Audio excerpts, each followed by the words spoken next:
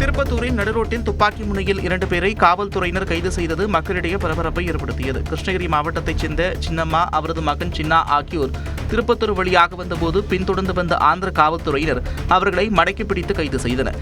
அதனை பார்த்த பொதுமக்கள் கடத்தலா என்று சந்தேகம் எழுப்பினர். இதற்கு பதிலளித்த ஆந்திர காவல்துறையினர் போதைப் பொருள் வழக்கில் கைது செய்கிறோம் என்று கூறி இருவரையும் அழைத்து சென்றனர்.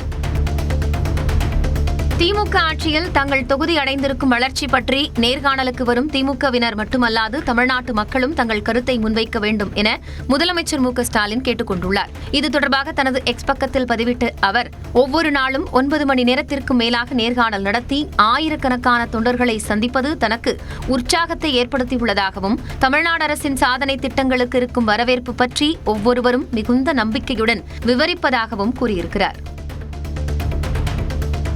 காஞ்சிபுரத்தில் 100% வாக்குப்பதிவை வலியுறுத்தி ரங்கோலி கோலமிட்டு விழிப்புணர்வு ஏற்படுத்தப்பட்டது. காஞ்சிபுரம் மாவட்ட ஆட்சியர் அலுவலக வளாகத்தில் விழிப்புணர்வு பதாகையை ஏந்தி தேர்தல் விழிப்புணர்வு உறுதிமொழியும் எடுக்கப்பட்டது. மேலும் மாவட்ட ஆட்சியர் அலுவலகத்திலிருந்து புறப்பட்ட விழிப்புணர்வு பேரணி முக்கிய வீதிகள் வழியாக சென்றது. தூத்துக்குடி மாவட்டம் கோவில்பட்டி மற்றும் சுற்றுவட்டார பகுதிகளில் பரவலாக மழை பெய்தது. கழுகுமலை, ஐயனேரி, அப்பனேரி உள்ளிட்ட பகுதிகளிலும் மழை பெய்தது. இதனால் அப்பகுதிகளில் இதமான சூழல் நிலவியது.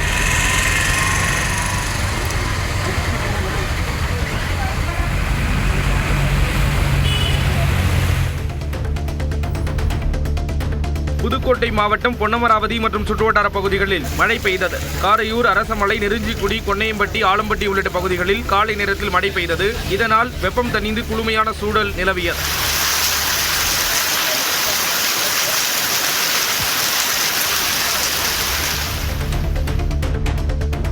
சிவகங்கை மாவட்டம் சிங்கமுடரியில் கடைசி நோன்பு கஞ்சியை வாங்கி பருக மக்கள் முண்டியடித்தனர். அப்பகுதியில் உள்ள பள்ளிவாசலில் ரமலான் கடைசி நாளையொட்டி வழக்கம் போல பல்வேறு பொருட்களுடன் நோன்பு கஞ்சி தயாரிக்கப்பட்டது. கடைசி நோன்பு கஞ்சி என்பதால் இஸ்லாமியர்கள் மட்டுமின்றி அனைத்து சமுதாய மக்களும் சாறை சாறையாக வந்து பாத்திரங்களில் வாங்கி சென்றனர்.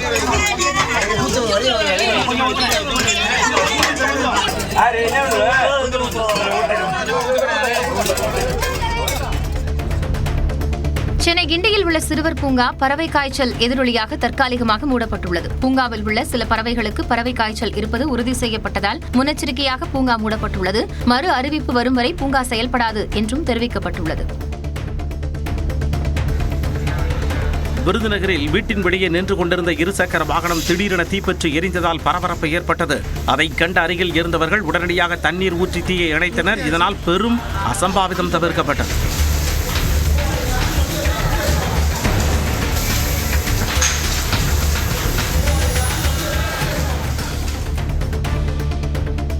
நாமக்கல் மாவட்டம் ராசிபுரம் அருகே கொரியர் வாகனத்தில் எடுத்து வரப்பட்ட 40 கோடி ரூபாய் மதிப்புள்ள தங்க நகைகளை தேர்தல் பறக்கும் படையினர் பறிமுதல் செய்தனர். கீரனூரில் வாகன தணிக்கையில் ஈடுபட்ட அதிகாரிகள் சேலத்தில் இருந்து மதுரை நோக்கி வந்த தனியார் கொரியர் நிறுவன வாகனத்தை நிறுத்தி சோதனைக்கு உட்படுத்தினர். அப்பொழுது 40 கோடி ரூபாய் மதிப்பில் தங்கம், வைரம் மற்றும் வெள்ளி நகைகளை பறிமுதல் செய்தனர். இதனையடுத்து வட்டாட்சியர் அலுவலகத்திற்கு கொண்டுவரப்பட்ட நகைகளை அதற்காக வழங்கப்பட்ட ரசீதுகளுடன் சரிபார்த்தனர். பின்னர் 14 மணி நேர விசாரணைக்கு பிறகு ஆவணங்களை சரிபார்த்து நகைகளை ஒப்படைத்தனர்.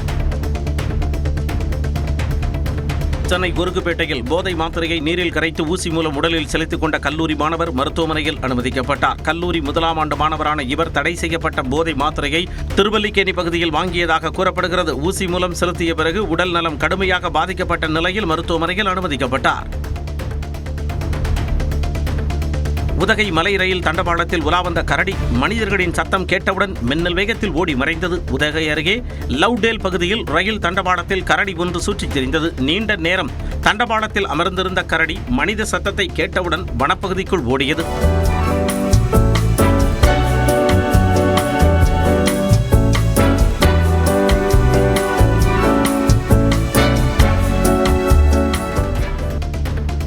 விருத்தாச்சலம் அருகே பெட்ரோல் பங்க் ஊழியரிடம் 3,40,000 ரூபாய் ரொக்கத்தை தேர்தல் பறக்கும் படையினர் கைப்பற்றினர். விஜயசேகர் என்ற அவர் வங்கியில் செலுத்துவதற்காக காரில் இப்பணத்தை எடுத்துச் சென்றதாக கூறப்படுகிறது. இந்நிலையில் போதுமான ஆவணங்கள் இல்லாததால் பணம் பறிமுதல் செய்யப்பட்டு விருத்தாச்சலம் வருவாய் வட்டாட்சியரிடம் ஒப்படைக்கப்பட்டது.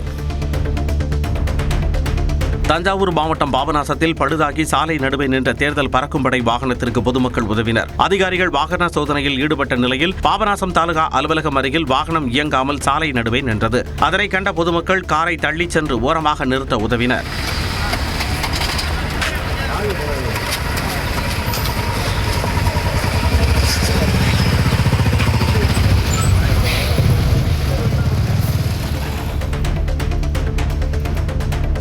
ராமநாதபுரம் மாவட்டம் சக்கரக்கோட்டை அருகே டூ வீலரில் உரிய ஆவணங்கள் இன்றி எடுத்துச் சென்றதாக சுமார் 8 லட்சம் ரூபாய் பறிமுதல் செய்யப்பட்டது. தேர்தல் பறக்கும் படையினர் வாகன சோதனையில் ஈடுபட்ட பொழுது அந்தபடியாக டூ வீலரில் வந்த ஜீவா என்பவரின் வாகனத்தை நிறுத்தி சோதனை செய்தனர். அப்பொழுது உரிய ஆவணங்கள் இன்றி 8,10,000 ரூபாய் ரொக்கம் இருந்ததாக கூறி பறிமுதல் செய்தனர்.